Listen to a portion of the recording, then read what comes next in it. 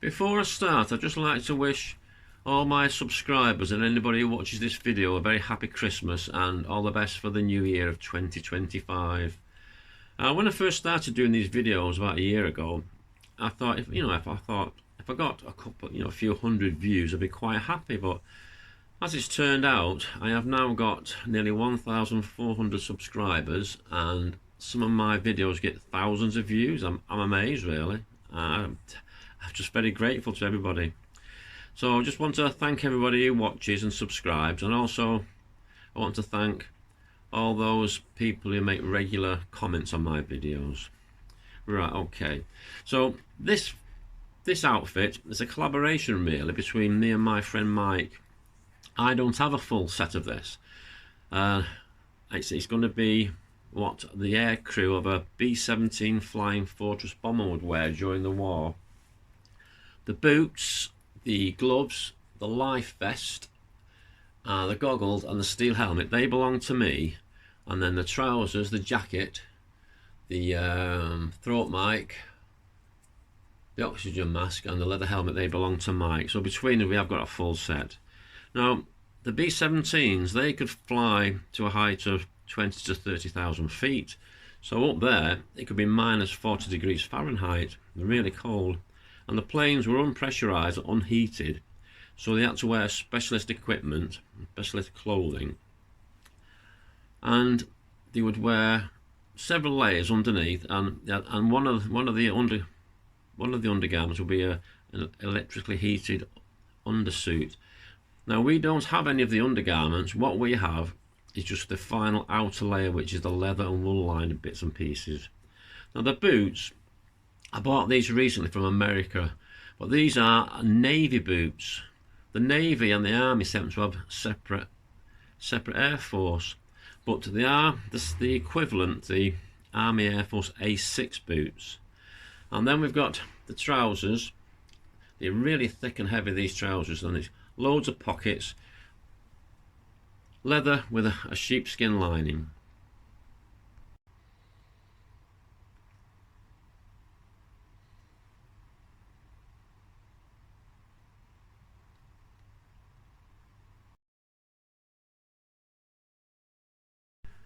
This is an actual wartime photograph of aircrew in their bomber. This is the uniform we're trying to recreate. Then we have the thick wool-lined gloves. Now the jacket, that's what's known as a Type B3. Then we've got the life jacket. This was made on April the 3rd, 1945. And how that works is, underneath there's a little cylinder there. You pull that cord and it inflates it. There's another one on the other side, but if that doesn't work, just up at the top there, I don't know if you can see it, it's underneath the collar.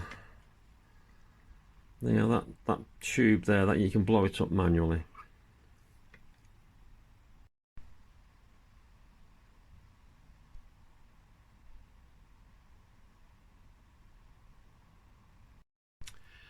Then the oxygen mask, this is the early type. They would be hooked up to oxygen cylinders, just that were stored all around the aircraft. And that's the throat microphone. That's the connection for it. And then we've got the leather helmet and the goggles. Now, before anybody says anything that tells me these, oh no, they're just ordinary Army general purpose goggles. Well, these are specially made. These are special ones for the Air Force. I'll show you those in a minute.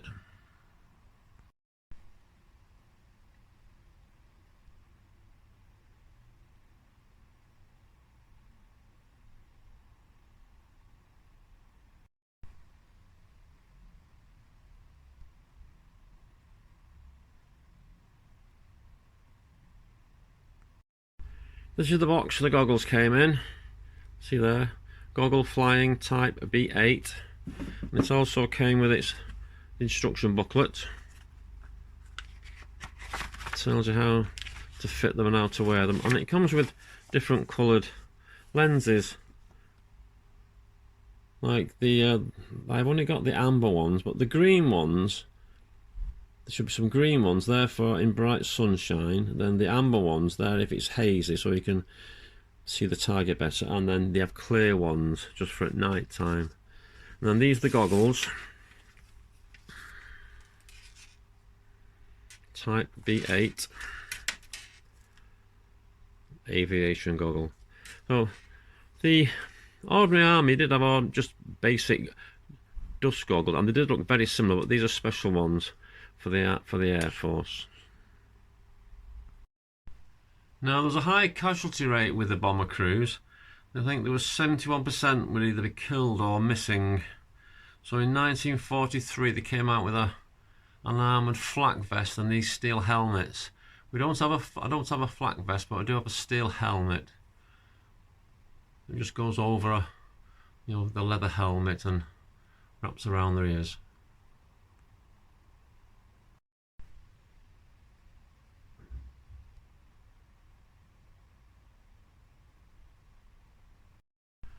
Let's take a close look at the helmet.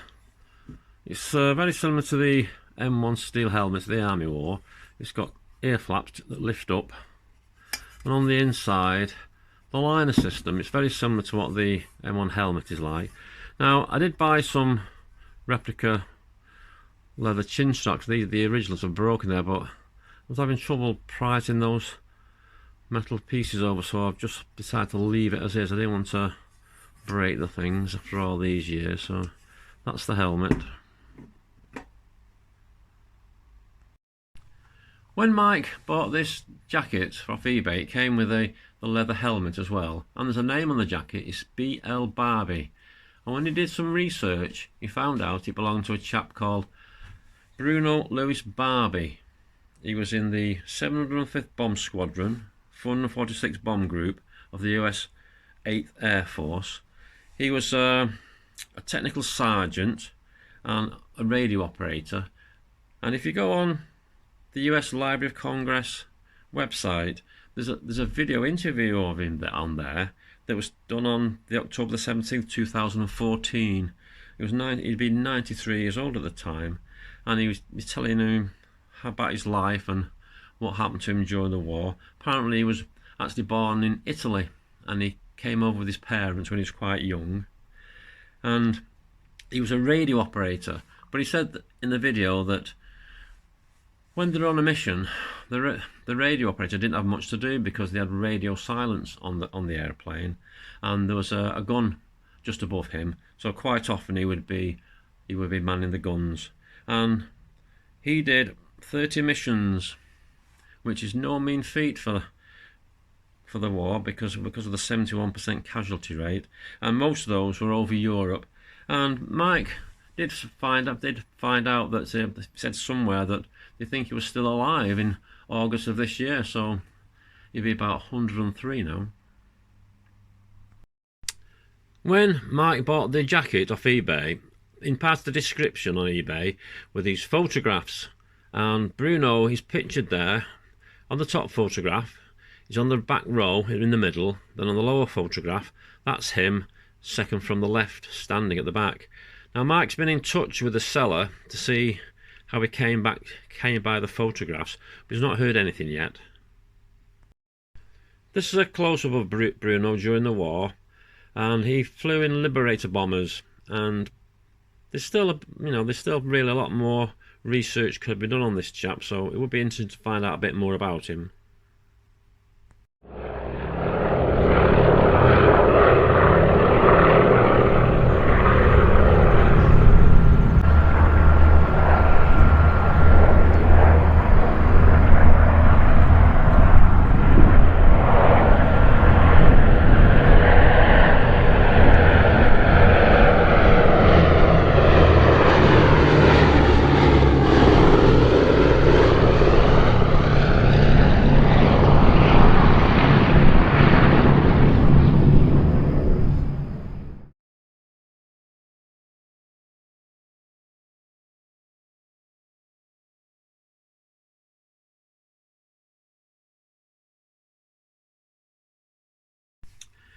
This Japanese aircrew uniform, this is a classic example of how good the internet is today, because without the internet and eBay I wouldn't have been able to put this collection together.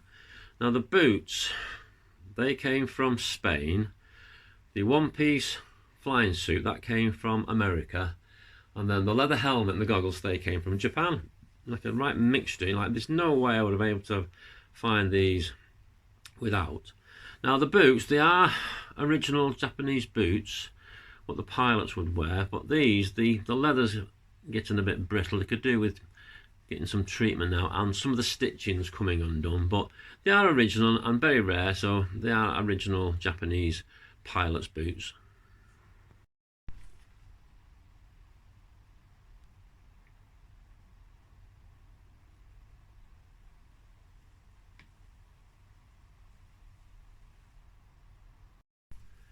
Now this one-piece suit, it's the winter model. It's wool lined. You've got two large pockets on the legs there. That's probably for storing maps and other items. Then the belt, that's actually attached to the overalls. They're stitched at the back so you don't lose them. And then around the neck, they've got the thick woolen collar.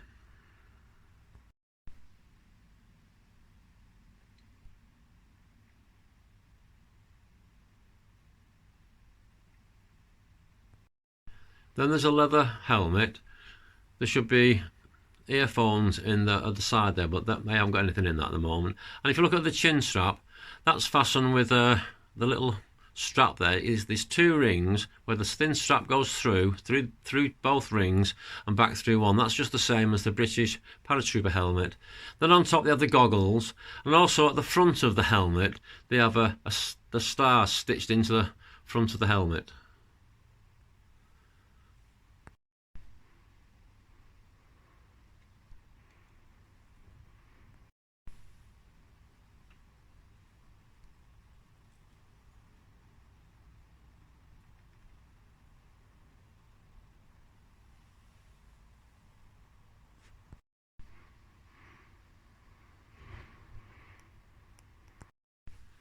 When most people think of Japanese pilots, they immediately think of the Kamikaze pilots.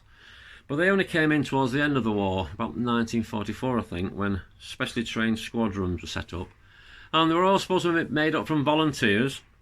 And the word kamikaze means heavenly or divine wind. And that's said to come from an event that happened in the 16th century, when a Mongol emperor's fleet was sunk by the gods, who sent down a heavenly wind to destroy them. And at first they used the Zero aircraft, but later on they came up with the MXY-7 Oka. It's a jet-powered missile. Basically it was just a missile with a man sat in it. And Oka means cherry blossom. Now they only had a short range though, so they had to be carried close to the target, strapped underneath a bomber. And as I said, the Oka means cherry blossom in Japanese, but to the Allies they call it the Baka bomb, B-A-K-A, Baka bomb. And in Japanese, Baka means fool or idiot. So that just shows how desperate the Japanese towards the end of the war.